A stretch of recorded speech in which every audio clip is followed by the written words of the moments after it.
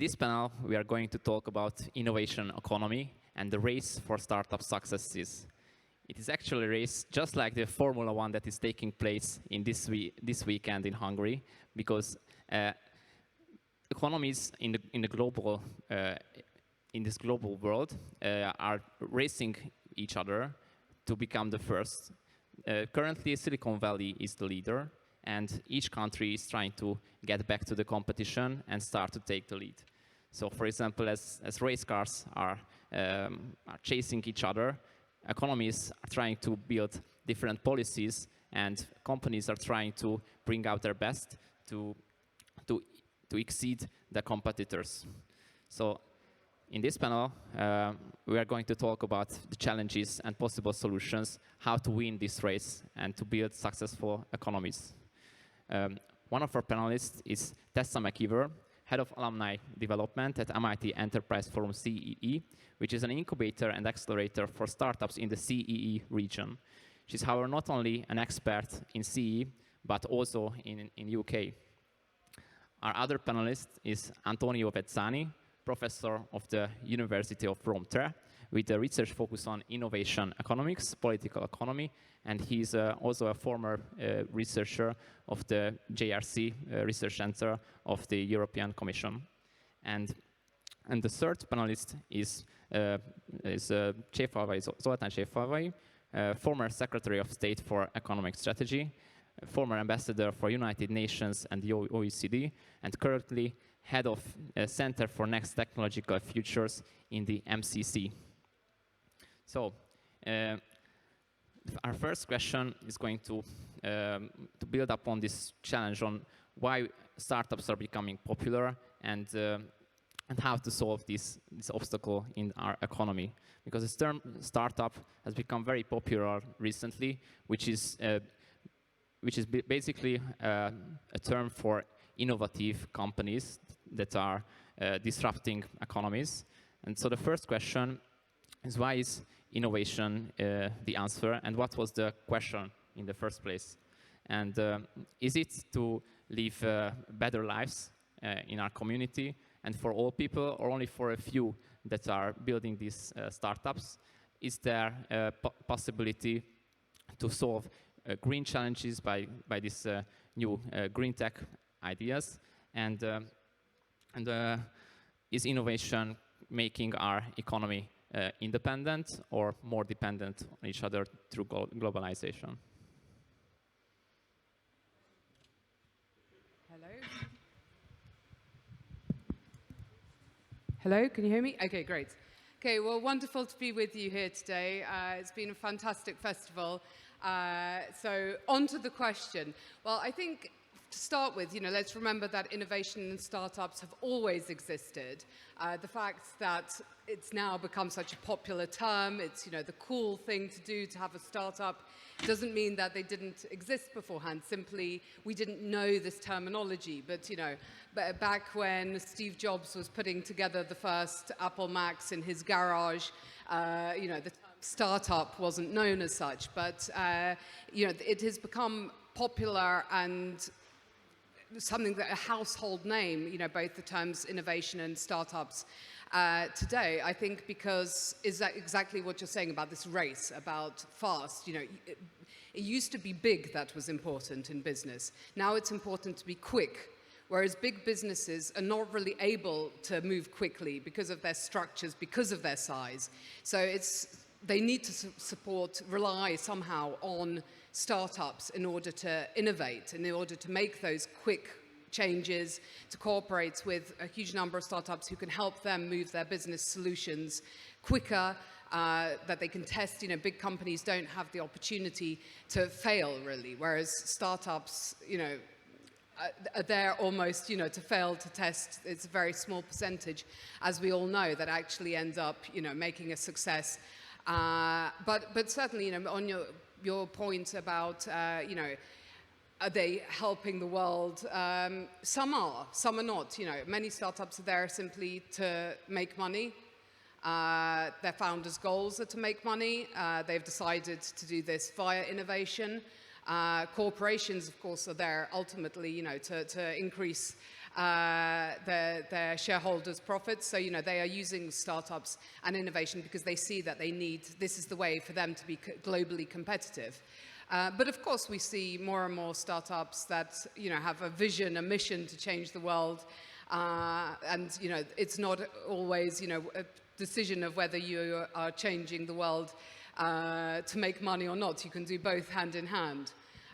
So yeah, I think, you know, it's key to remember that innovation is important because it's the way business is moving forward.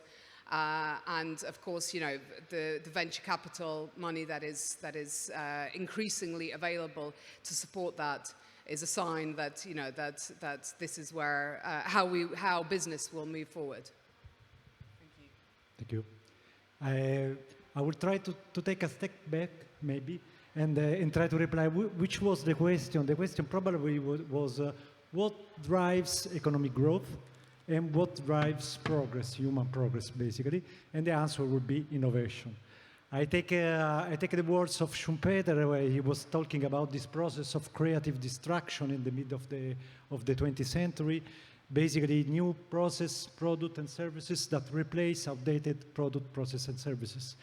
And this is related, so they create new business by replacing all the existing business. And this means, this is also why we talk about accelerating innovation process, dynamic, there is a dynamical process, because we have to keep also, large companies needs to keep on and developing and keep pace with technological progress. So, normally, I've been working many years looking at a large corporation, but at the end of the day, we can see the economy from two sides: large innovative corporation leading the technological change, and small startup, new entrepreneurs that try to change, to disrupt the current paradigm. And if we think of all the most famous companies that now we use, for example, Instagram has been founded in 2010, Facebook 2004, Amazon 94, Google 2098. So most of the companies that now dominate the ICT, information and communication technology industry, are younger than us. They didn't exist only 25 years ago. Steve Jobs probably is one of the oldest attempts. Apple, together with Bill Gates, in mid of 70s, they are already the first generation, changing for the first time by more hardware focus than software, maybe. And so the point is why startup is important, because many will fail, 1, 2, 3 will succeed, and they will change the world. Innovative startup. First one. Oh, hello. May I just follow your logic and following Schumpeter? When we are reading really correctly Schumpeter, we have the insight that we can expect something new from the new companies. So from the old companies, the big incumbent companies are able to develop always something what they have and renew continuously. But for the breakthrough innovation, we can accept only from the startups. That is why startups are very important. That's why you mentioned that today is very important to be quick and not big. To become big is very important. It's a quite different thing. And when we look at just a simple definition of Paul Graham, what startup is. Startup is a company designed to grow fast. That's, yeah? So fast growing. And we can expect this only from startups. That's why startups are important. But to your basic question, why innovation is important? The answer is very simple. Because of dynamism.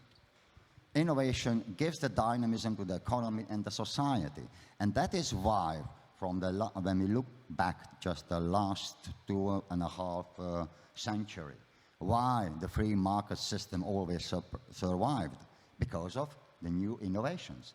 The innovations which gives dynamism in the society, and vice versa, anyway, because the society and economics is dynamics. We have also dynamic companies called startups. So that is, I think, the basic question what you have for the whole panel race for the next startup successes is crucially important for Central and Eastern Europe or our region. Yeah, I just wanted to also add one point that, you know, about sort of the popularity of startups, which I think really shows how young people, intelligent young people, are changing the way they want to live. You know, it used to be the norm that, okay, you finish university, you have excellent grades, and you go and get a job at the best paid company, and then you grow through the company. And increasingly, people are rejecting that model. They want to create their own company. They have the passion and the talent to make that company grow quickly. As you say, Zoltan, that is incredibly important with a startup, the speed at which it grows. So I think it's really indicative of, you know, how society and how young, intelligent people have changed the way that they, you know, they want to create, they want to have their own, be the master of their own success, which is, you know, really, really commendable. Certainly the startups I work with, I'm always amazed at the passion and dedication that the founders show. So, you know, that's certainly an inspiring human element of startups and innovation as well. Can I add on? Yeah. Probably this has to do with the belief. So basically, we are rising generation with a different views. Where, okay, from one side there is not the one job, one life job. So the younger generation are taking an approach to the labor market completely different from older ones. And from the other sides, there is always this point, we are in a star systems where we like to talk about stars, Musk, or most famous people, but then we have to ask us where they come from. Is a story of an individual that is a genius, or is a story of an environment that produces a lot of entrepreneurs, and one of them will succeed? Because this changed completely the way we have to look at the startup process, because also as startuppers, because we know that we can fail and maybe he can succeed, but just for a matter of luck or other reason. So maybe having a more systemic views on the phenomena can help also in better managing the process. Yeah. Just one sentence to it. In Hungary, we are customized to the thinking that the person has a genius and has an idea and go through, yeah? And because we are a little bit individualistic. And you are perfectly right that what is crucially important, the whole ecosystem and the environment, how can we have more people with more ideas and with more startups? So it is not just what we think that, okay, I have a brilliant idea and I, as a person, go through. When we look at what startup is a team sport. So there's always, when you select alumni and then others, there's always the question, how is the team? And how can the team work together, not just the individual? So I perfectly agree with you that one of the basic questions is the environment. And when we look at that, the environment beyond, so that the ecosystem is crucially important, it is something what we can nurture, develop, and can we deal with some kind of policy. Can I add something more? Okay. No, because yesterday I was talking with a student and he made me think about how much the environment sometimes is important from really the basic of the environment. He was thinking about I have to spend 1 year abroad and I have to go here or there, what will drive my decision?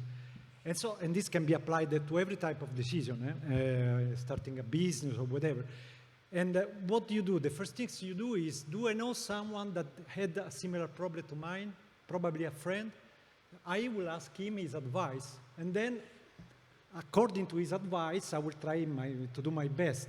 And the more people knows, or the more people have experience, the more you know about the risk or the opportunities you're running. And so this is why the environment is important, nurturing an environment.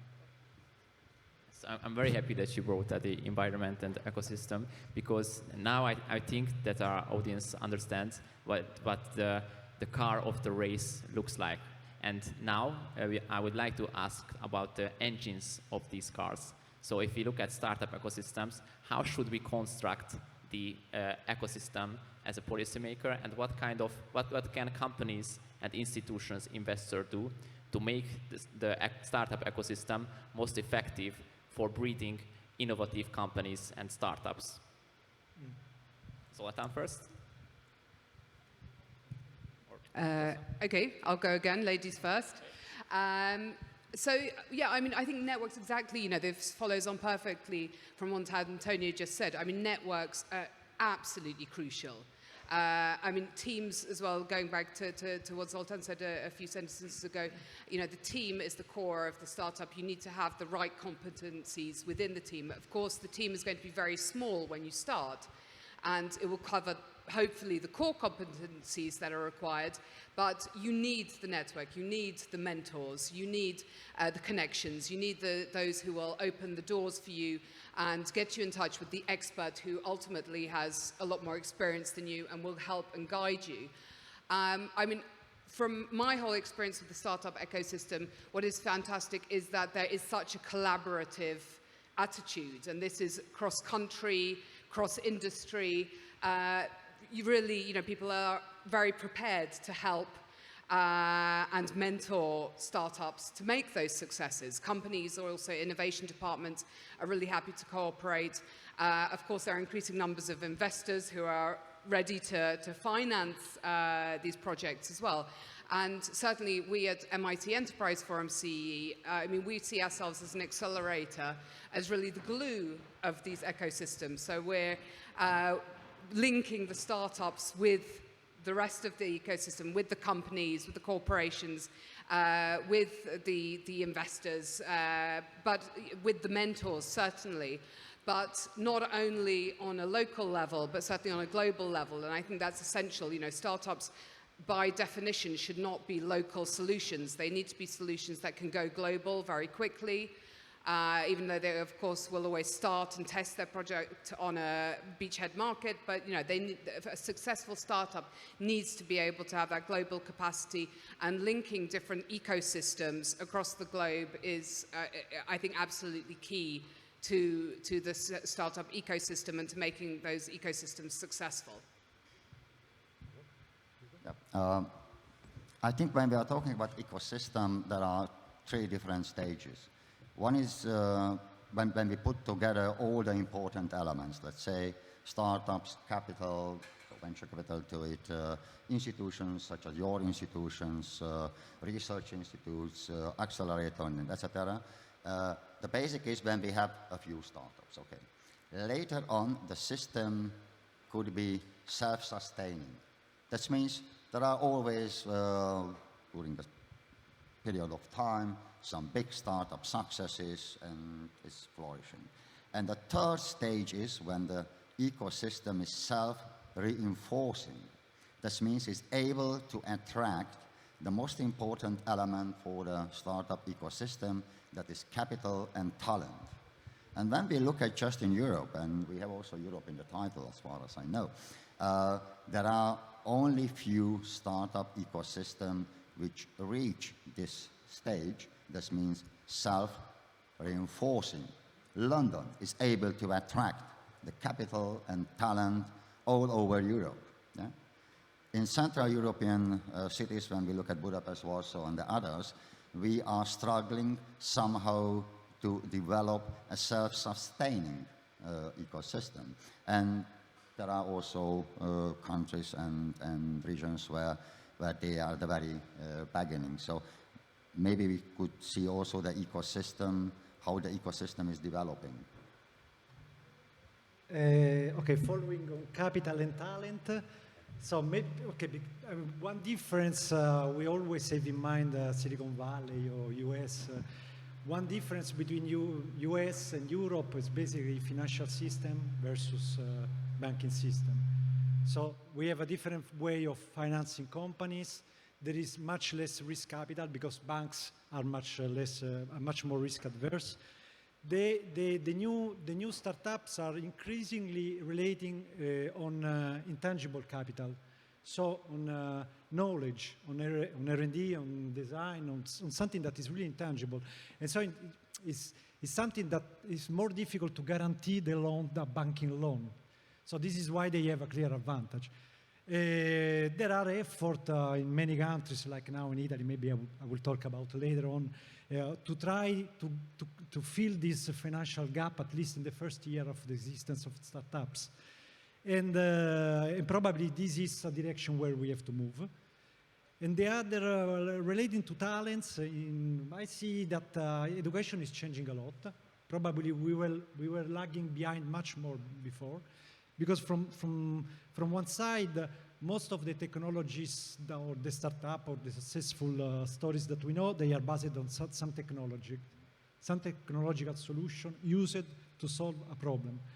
This means that from one side we were focusing more and more on providing more STEM students, so science, technology, engineering, and mathematical.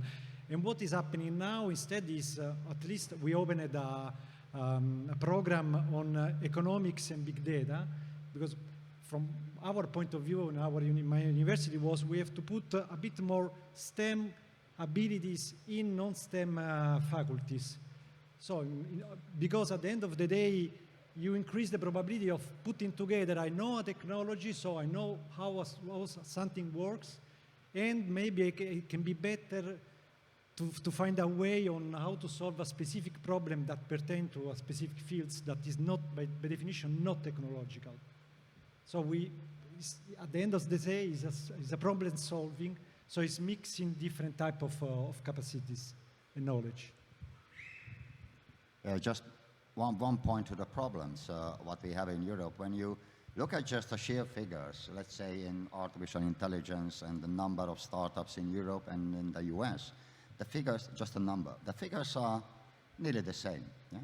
When we look at the number of the startups received more than 200 million euro, the difference is big.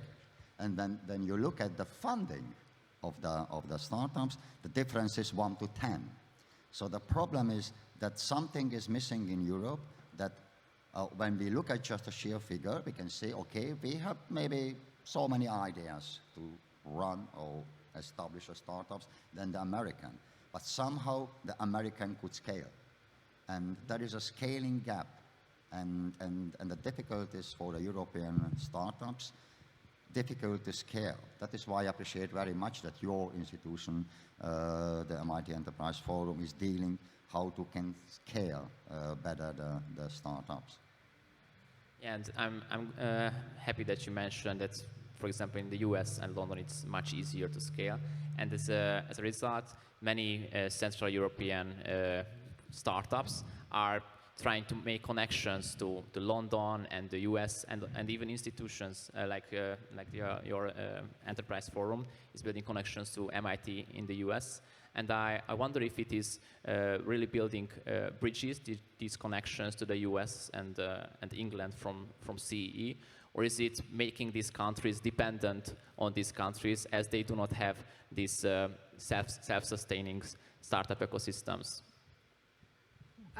I mean, I wouldn't play down, of course, in CEE where, let's call it behind, you know, the UK market and the US market, but I wouldn't play down the significance that the ecosystem and all the different players and the startups themselves are creating in the region. I mean, we started behind, and maybe we're not yet catching up, but I think the market has become so much more mature even in the last years. You know, you see the startups themselves are better, they're more prepared, you know, they even know better how to even sell their ideas to investors. But also, you know, the venture capital market has become a lot more mature. I mean, I speak with a lot of different VCs who, you know, they admit themselves that they were learning the game some years ago, whereas, you know, they now themselves are on a completely different level. So I think when you look at CE as an ecosystem, we're making leaps and bounds. There are so many more accelerators, incubators. Universities are putting so much more into research and development. You know, there is a whole network that is supporting that growth more. But I think also, and I see this as well from American VCs that get in touch with us who are increasingly interested in startups from CE. because they can see the huge talent that we have in the region, thanks to fantastic universities, but thanks to the education and the sheer natural talent, of course, of young people in CEE. And they can see that actually they can get a much better deal in the region. That the talent is equal to that of the startups that you find, the teams that you find in the US, but the opportunities are currently not the same, of course. But I think that will change. I'm confident in the fact that that will change, that we will see more and more American capital coming into this region. But of course, we do see currently that those startups who make a huge success in the region, and it's a good place to start. We have relatively small markets, so if you're going to test your solution, it's a great place. All CE countries are good markets to test before moving into bigger markets and more competitive markets, such as first the UK. UK is often used as a springboard into the US, and then the US market. And although maybe it's negative that, the end game is often to move into the US, that we are sort of having a brain drain in some senses, that we see a lot of the most successful startups setting up their headquarters in London or the US. I don't think still that's, we should see that as a negative. Ultimately that is where the most capital is right now. But we do have, we do see more and more success stories. We do see more and more unicorns coming out of CE, and I really am strongly of the belief that that trend will continue and grow. So one of the problems that economists would say is the market size when we compare US and America. When we look at just the number of the inhabitants, Europe has more than in America, but the American market is a compact market. In Europe, we have a fragmented market. Yeah? That is one problem. When we look at, for example, the digital market, that is also very fragmented. Most of the startups are in the digital economy. We have at European level such a program as Digital Europe and so on. But for the startups growing in one country and moving to the other, just within Europe, there are many obstacles, which is partly coming from the regulation. And that is why for the European startup it's sometimes easier go to America and access to a big market. So to some extent the problem is a market size.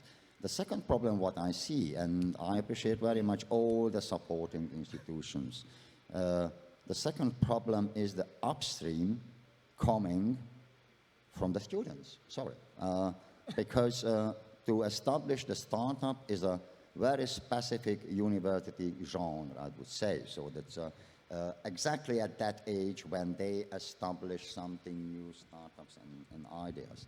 And when we compare also in this case America and Europe, or also the different European countries, how they imagine their future, what we would like to be, and so on. And we ask the students, our students, when we ask, how many of you want to establish startups or want to run with a new idea? Unfortunately, the figures are very, very low.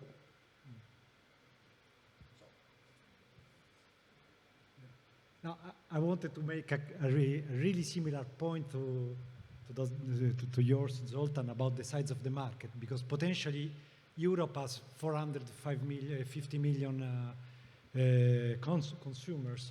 The point is that sometimes the process of standardization, of agreement, of movement, it follows too much political reasoning rather than economic advantages for all us.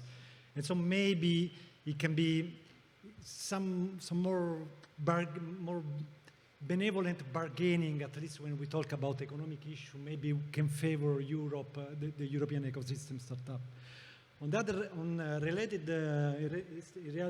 related to the startup system, there are systems that are developing in Europe, maybe more specialized around some specific technologies. Stuttgart is doing well, Milan in Italy is doing well. And maybe sometimes their objective is not even to grow, is to sell the company because they know that they will incur a gap of funding. And so they try to sell the company before getting stuck in the bottleneck. So, and then we can talk about who buys Because if it's another European companies that buy the startup and then integrate in its business, for us it's the same. From a European point of view or from a labor point of view, it's the same. Then maybe it would be interesting to know more about what happens to this, how do they exit from the market and where they are going, these companies. It's not given for granted that it's bad, what I'm trying to say. In MCC, we are taking part, many students are taking part in the research of the Professor Cefavai, which are focusing on scale-up cities in Europe. Scale-ups are defined as startups that have funding over 1 million euros. And we have found, after analyzing around 13,000 scale-ups, that most of the funding and the scale-ups are concentrating in a very few cities of the Western Europe.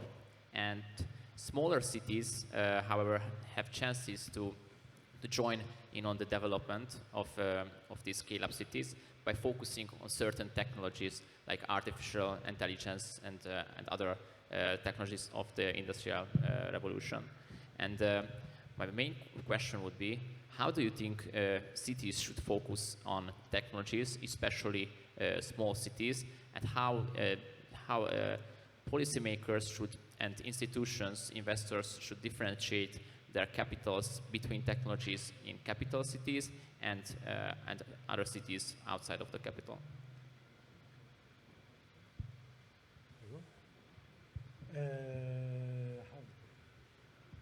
Okay.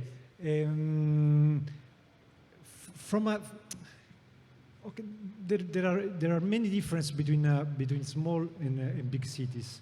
I will use the concept of related variety.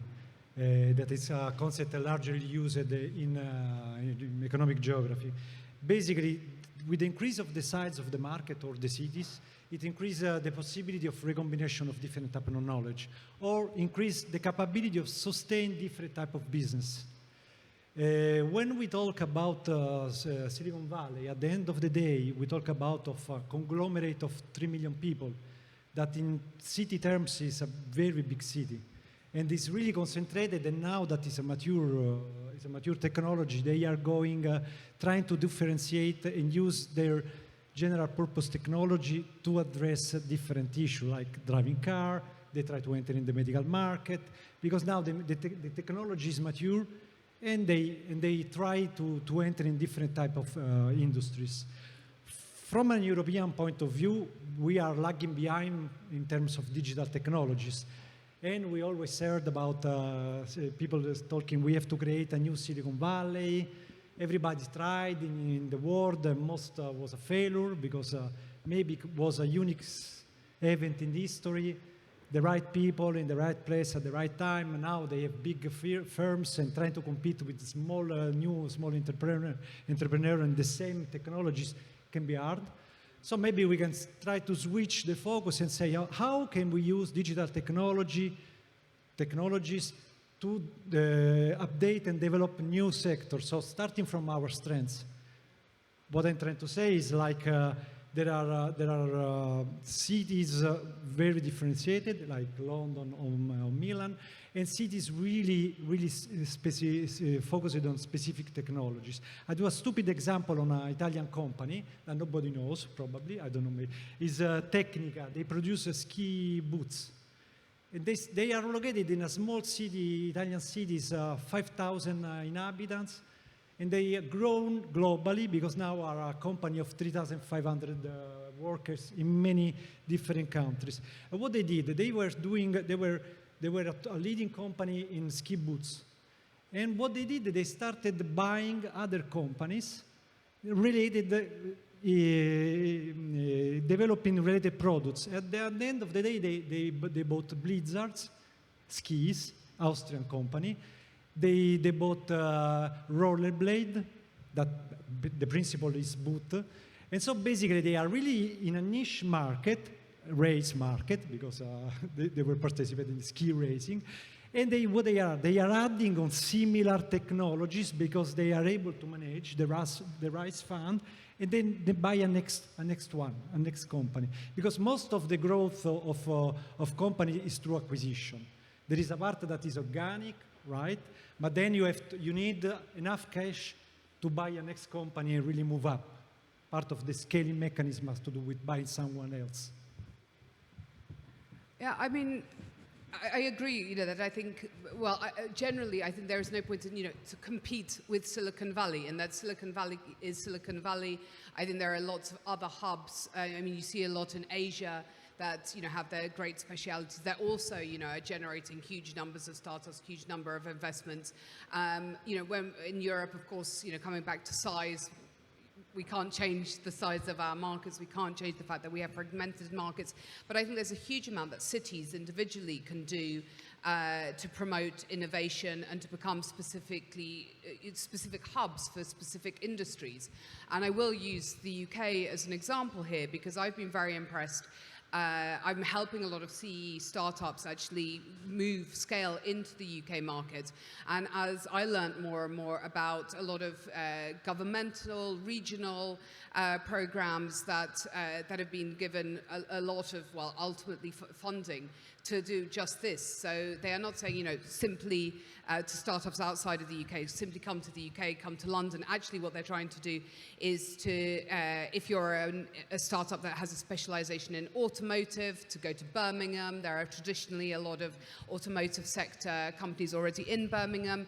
The universities are gearing up to support with R&D in Birmingham. You get specific grants if you're from that sector, and different cities in the UK are doing different, looking at different sectors with these incentives of grants and support, with also networks that are being opened up, specific individuals that are helping to open up networks and contacts. And I was really impressed by this. I mean, Dublin, for example, is specializing very much in smart city solutions. So if you have a smart city solution, you can go to Dublin, get a great grant, work with the university there, and have the stage in which to actually really test your solutions. I think that's a great way for cities to, you know, say, okay, you know, you're not going to invent something just for the sake of it, but maybe, you know, we have a strength here, we have companies that are already established in our region. You know, we could actually be a magnet for startups from that specific sector. I think it's a nice way, and you know, something that's has potential for great success for all the players included to go down these sorts of methods. Just to the point of the Silicon Valley, when we had our study tour to Silicon Valley in April, and with my students, we traveled from Berkeley to Stanford, from San Jose to San Francisco, and the first question which arose was, where is Silicon Valley? There is no such a place as a Silicon Valley. And after that, they recognized Silicon Valley is a network to experiment with technologies and business model. So that is not story. It lasted 3 days when we recognized, oh, okay, we traveled everything. And where is the place? Where is the place which called Silicon Valley? There is no such a place. Instead of, there is a network for experimenting with new ideas. Yeah? That is basically when we look at Silicon Valley. But when we look at the startups and the scale-ups, unfortunately, there is the distribution of startups and the successes and funding follows the power rule, or Pareto when you like it. Yeah? Only a small number of scale-ups had the huge majority of the funding and the possibilities. And the majority of the startups has low or no funding at all. Yeah? And this means also in Europe, when we look at just a map of the Europe, and you mentioned this research, we see that only 15 Western European cities concentrate more than 70% of all the startups and the funding, leading with London and Berlin, Paris and Stockholm. They have 40% anyway. Yeah? And we watched also now how the 15 Central and Eastern European scale-up cities, that means Budapest, Krakow, Prague, Warsaw, and so on, and they have only 3.5% of the all scale-ups, and when we look at the funding, only 2.5%. So that is unfortunately not just that we have this power rule, but there is also a clear West-East divide in this case. And then the question arises, how can we compete in this situation? So I think to focus on special technologies when we have comparative advantage, you mentioned one example for that, I think it's the way forward. We can't compete with US, with the global markets and the global player in artificial intelligence for many, many reasons. Maybe the Chinese could compete with the American, but not we. We can compete when we focus on special technologies and industries where we are strong. And I think there is one, but you mentioned an example is more or less in this direction, which is somehow connected to manufacturing. There is a word for it, the so-called Industry 4.0, but because in our countries are very strong in manufacturing, yeah, Poland, Czech Republic, Slovakia, Hungary too, and so on, that is the way the merging of digital technologies and manufacturing where maybe we have some chances at global market to be competitive. That's really interesting, and I'm curious if we could just make a more complex divisions of focus of different ecosystems of countries, or if OSCE should focus on manufacturing, or is there like subcategories of manufacturing for specific countries? For example, should policies and investors and companies, startups focus differently on certain industries in Poland or Hungary, or should most of the startups just focus on manufacturing in many ways, like artificial intelligence, virtual reality, and so on? Well, it's working? Yes, okay. I mean, I don't, you think you can say what they should, I mean, okay, they will do what they want anyway, and of course you can encourage and create an environment where it's easier, for example, to develop an Industry 4.0, and that probably starts at the university level, and of course, with various legislation that will help and maybe give more financial support in specific areas.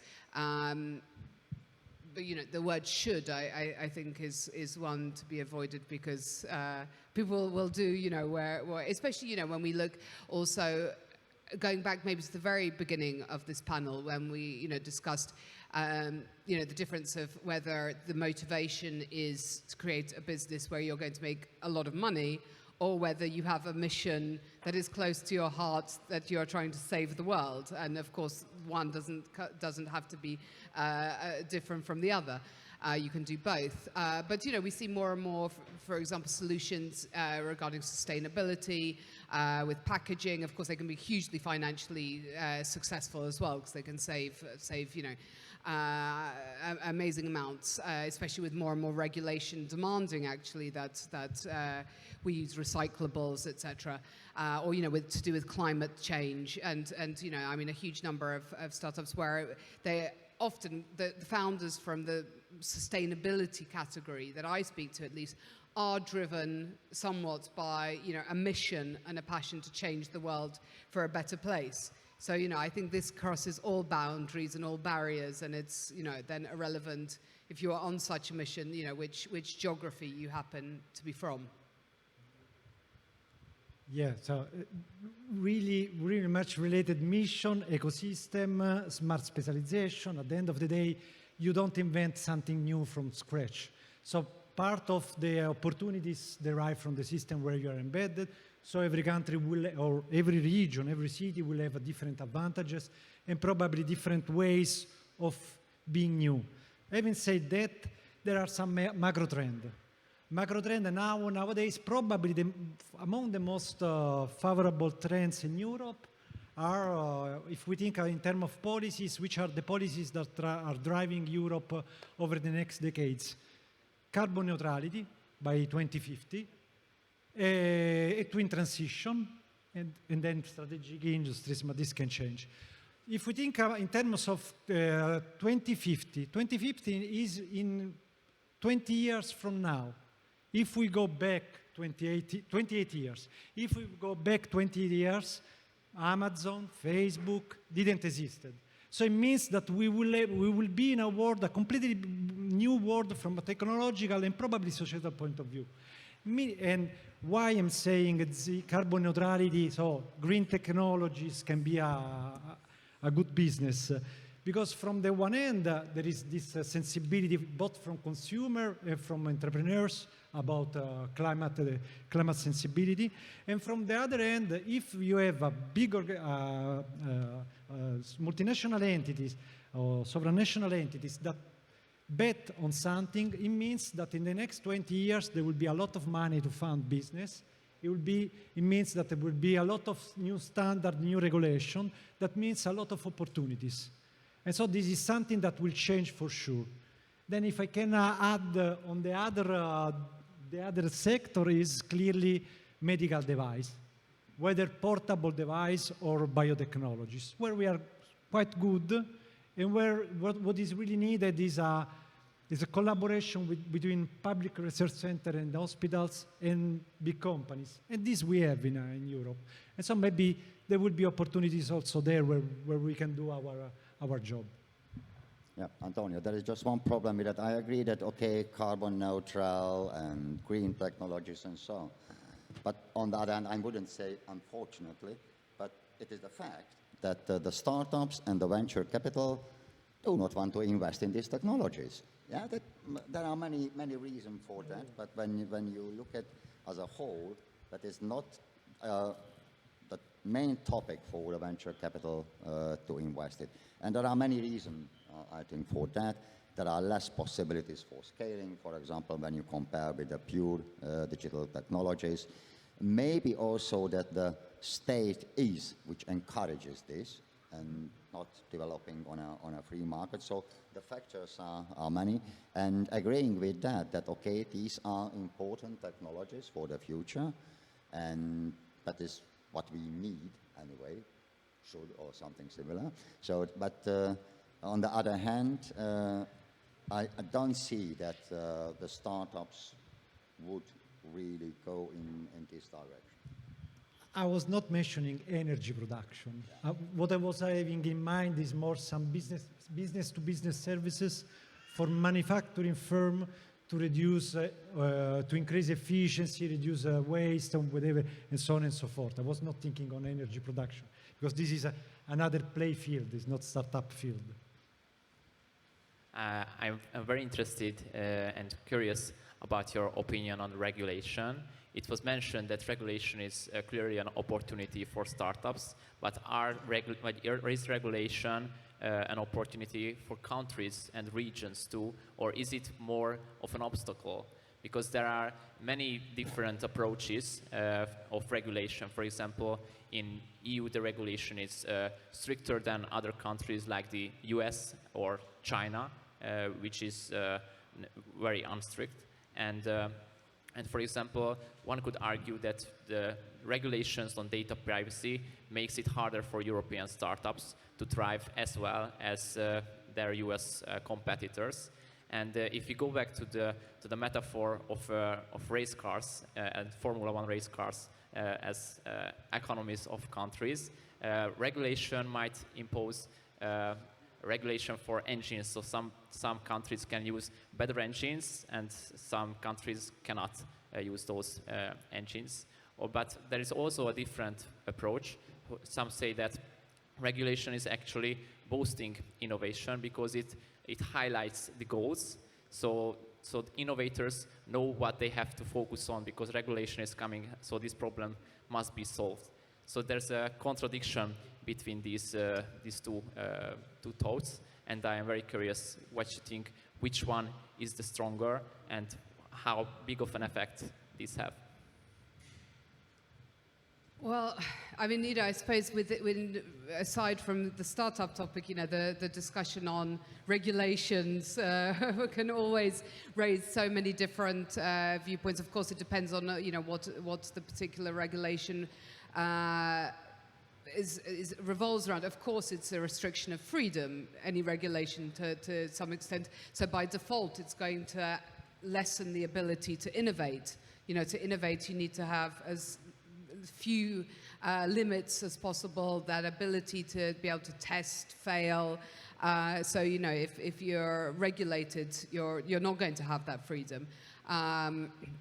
But of course, you know, there is a reason why regulations exist, right? So I suppose it depends, you know, we can discuss regulation per regulation, which one is doing more damage than good. But yeah, of course, you know, I mean, I think the fact that, particularly in China, you know, that where, of course, we see very few regulations, you know, the ability to innovate is massive. I mean, actually, the number of startups coming out of China is really quite impressive.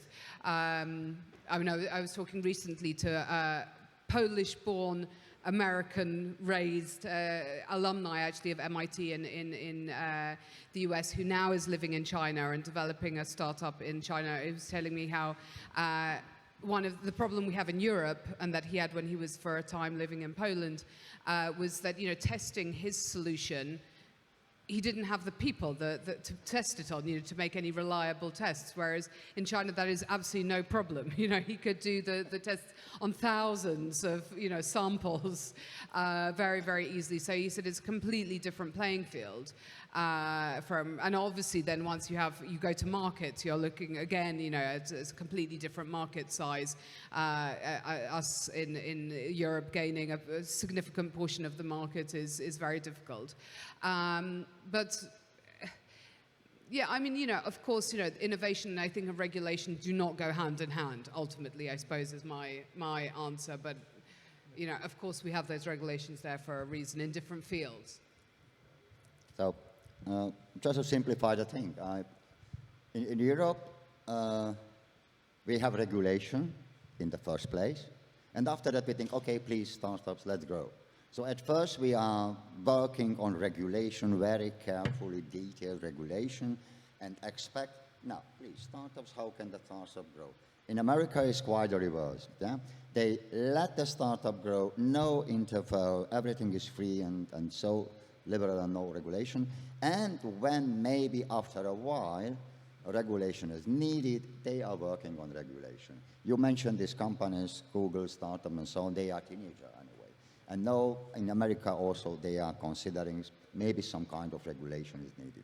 In Europe we start always with a discussion and after that the regulation, and we are wondering that how on earth not happen that the startup will go and come. That is just, I know that that is a very striking in that case, and when we bring also China in the picture, then it will be more complicated. There is no regulation at all. Everything is working in a quite different way. However, I would say China is far, far away from what we think that is only just a copy-paste, copy the American technology and so on. They develop their own technology. But generally, beyond the whole thing is a basic contradiction when we look at institution and also the technological development, that the technological development in some cases is exponential. Okay? You mentioned Google, how they grow, and Facebook, and so on. And our thinking and how we are working on regulation is a step-by-step evolution. Between there is a gap, and when the companies are going too big, and after that we are considering, oh my God, what happened? That's just they are teenager, just 18 years old, you mentioned that, oh, we are considering, no, we need maybe something to regulate. So, because the growth rate is different, and just with a time lag we are considering. But basically, I think the basic difference between US and Europe is that I think we are talking too much about regulation, and after that the startup has the possibility only just in a regulated framework to grow. And in America, they let grow in, and yeah, when needed, that regulate something. Sorry. I will try to defend the regulation because we are too somehow. No, in Europe is okay. Consumer protection is sensible, is a sensible argument, and we are consumers, so we may be happy about defended by something. And was part of the problem of having trade agreement with US was exactly consumer protection at the end of the day. And so, okay, there is a reason to have, then it creates problems. Clearly, we are missing some opportunity like biotech in agri-food, OGM, and stuff like this. And this we cannot negate. But at the end of the day, I'm trying to make the point of a positive effect of regulation, because there is regulation and bureaucracy.